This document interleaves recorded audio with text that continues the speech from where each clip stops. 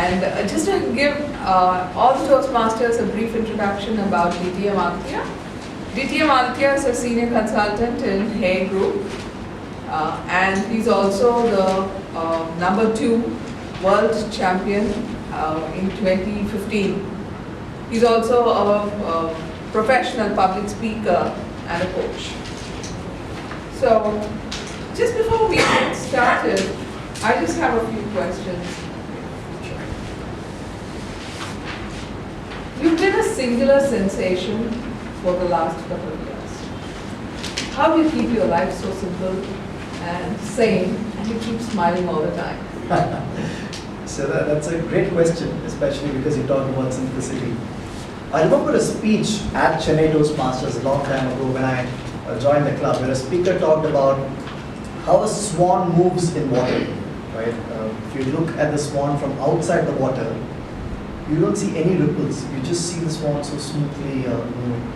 But if you see the same swan from below the water, you see the legs, right? And it's just that way. So what looks like simplicity from outside really isn't simplicity if you see it from my own lens. I've been fortunate to have integrated my profession, what I do for a living, as you said, a consultant at Hay Group, to my passion, what I derived from Toastmasters even before I started my career. And therefore, I think one feeds into another, which kind of transfers energy over the weekends and the weekdays for me, which is really a way to keep me motivated.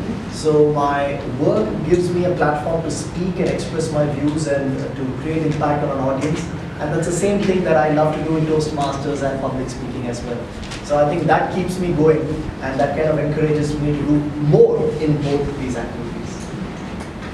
So when you say that outside it looks very simple and very calm, and inside is I think I'm more interested in that. The inside. And that's how I would really want to know a lot about the humorous speeches that you have a number of times. Right. So we do have a lot of questions here. They say that if there is no surprise, humor dies. Yeah. Right? How do you bring about a surprise element in our humorous speeches? I think the mistake which I have done in the past, and most of us do, is we kind of underestimate the intelligence of the audience. You have a need to explain the joke, which kind of kills the humor. And they say explaining a joke is like dissecting a frog. You can do it, but the frog dies in the process. Right? So you got to appreciate the intelligence of the audience, and you got to combine your joke with a message or the core purpose of his speech. And I always believe there are two kinds of humor. The best way to understand is by watching Tamil movies, right?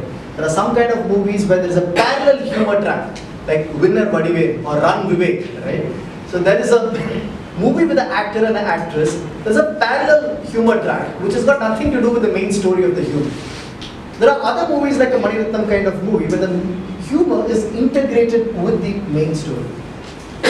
Humor that works in a public speech or at Toastmasters is where humor is integrated with the message of your speech itself, and not really to have a random incident or quote to just create laughter, which seldom works. And I've always found that where humor is integrated with the core message, people are already into your message, so they appreciate that laugh. For example, let me illustrate with an example. Never underestimate the intelligence of young children. If anybody having young children, you would know. Yesterday I was in my cousin's place, and my cousin has a little niece, my niece, 6 years old. My cousin came back after long days of work, and she was washing the vessels in the kitchen. And this little daughter came to her and said, Mama, I have a question. My cousin got irritated. She said, Mommy is busy, don't disturb her now. Right? All the ladies can understand this. She said, no Mama, I have a question. And she said, okay, tell me what the question is. So this young girl told her mother, Mama, why is one of your hair white in color?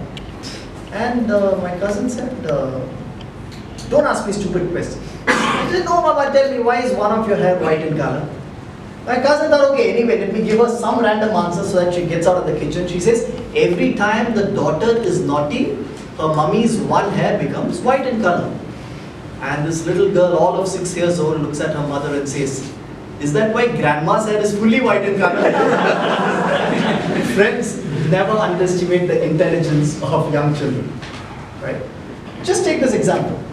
So the humor wasn't bifurcated like a winner or run, a separate track. Though it was attached to a message that I introduced, which said, never underestimate the intelligence of young children. You were with me in the plot. So as I unfolded a story which ended in an anticlimax or a twist, any form of humor, you were able to connect it to what I was trying to say, which I introduced before, saying, never underestimate the intelligence of young children. So this is an example of humor with your storyline, which always works. There is no place where humor doesn't work if it's synced and linked to something which you've introduced before. So as we say, the PSP technique of public speaking. Make a point, tell a story, make the point again. And if you see best speeches, whether it's by Barack Obama or whether it's by Narendra Modi ji, you find it's always a point